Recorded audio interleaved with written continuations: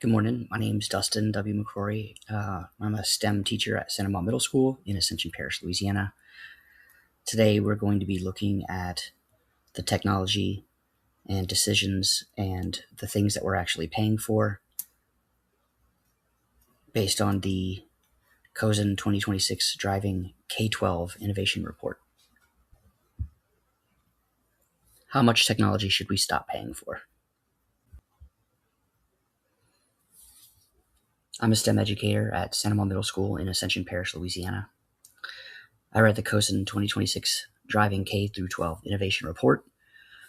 This is a global survey of over 130 education and technology leaders. Then I applied it to my own school. What I found was illuminating, if not expected. Our school, our district, has so much technology we don't know how to use it all. And that, it turns out, is a decision-making problem, one that we can measure. This presentation is going to look at four things.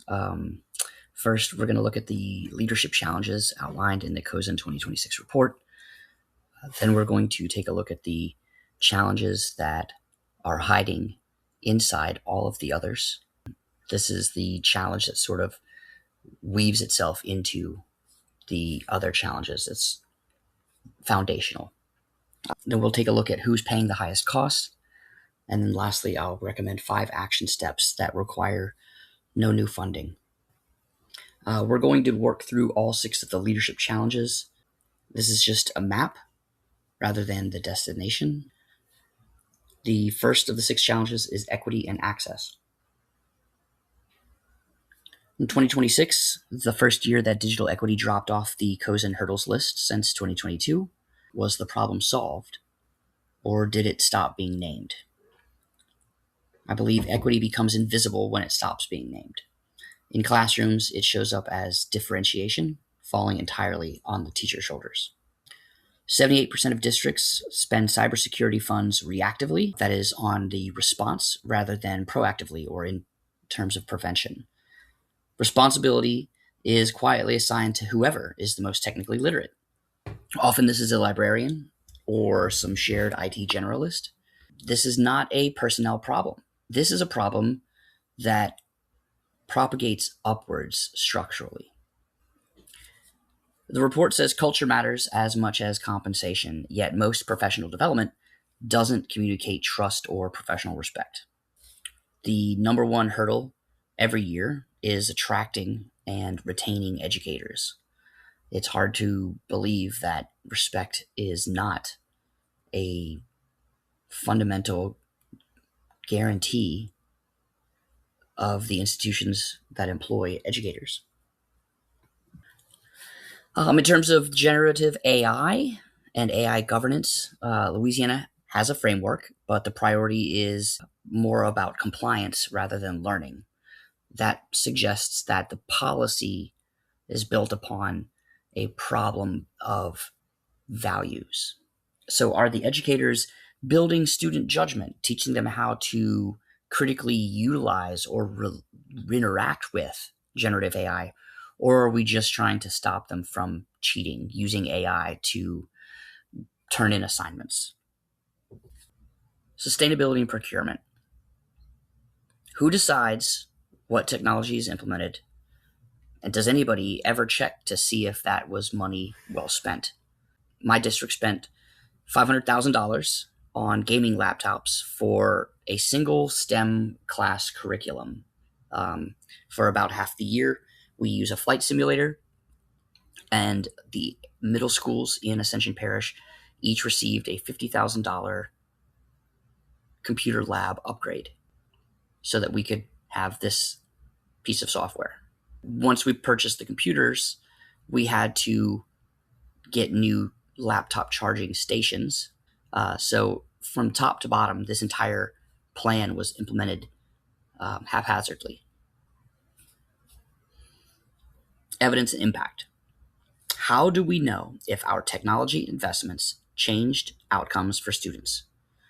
If we can't define learning, we can't evaluate technology's effect on it. Without an evidence mechanism, nothing gets cut. Without accountability, spending continues. Procurement and evidence are feeding each other. Looking at all of the challenges outlined in the Cozen report in 2026, one challenge came back louder than the others, and it was the one that was sort of hiding within all of them. Namely, that is sustainability and procurement. Sustainability and procurement is a question about who decides what technology a school buys, why they decide it, and whether anyone ever checks if it worked. In my school, students spend the first 30 minutes of every day on a world languages program. They've learned to click through until it shows them the correct answer. No penalty, no accountability. 30 minutes, every student, every day, gone. We have an $18,000 industrial 3D printer that costs 4 times more to operate than models available at the local public library. Our district spent $500,000 on high-performance gaming laptops, primarily to run a flight simulator program used in one 7th grade STEM class across 8 schools. We rolled out a new platform for assigning student work, even though we already have Google Classroom. The new platform embeds Google's own tools inside it, clunkily, in a way that's less intuitive than what we replaced. I'm not sharing these examples from my school to embarrass anyone. Every educator watching this has a version of this list. The report calls this tool sprawl, and it says the reason it persists is that we have no shared mechanism for evaluating whether our technology investments are working. Without evidence, nothing gets cut. Without accountability, spending continues. The cost isn't only financial. The cost is 30 minutes a day. The cost is the teacher's time spent navigating a clunky platform. The cost is the IT staff responding to problems that better decisions would have and should have prevented. Without evidence, nothing gets cut. Without accountability, spending continues. But who pays the cost? Students lose instructional time to tools that don't work and aren't monitored. The click-through language program is a design and accountability problem that students are rationally responding to. Teachers absorb this dysfunction. Every clunky platform is hours of workaround. Every tool that doesn't integrate with existing systems is a cognitive tax paid by the educator. IT and support staff become the reactive maintenance layer for decisions they had no part in making. The Cozen report notes that most districts are spending cybersecurity resources on response rather than prevention. This is the same reactive posture applied to procurement.